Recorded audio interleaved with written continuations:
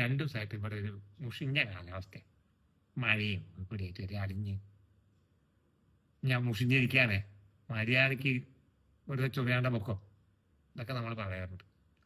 അപ്പൊ എന്താണ് ഈ മുഷിപ്പ്? എന്താണ് അതിൻ്റെ ഉദ്ഭവം? മുസി എന്നുള്ള തമിഴ് പദത്തിൽ നിന്നാണ് മുഷിപ്പിൻ്റെ തുടക്കം.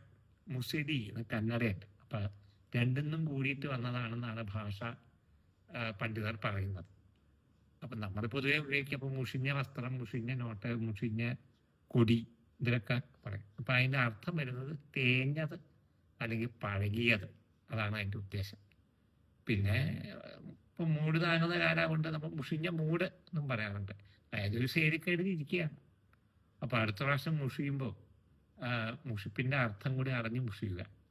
ലോകാ സമസ്ത സുഖിനോ ഭവത്തു.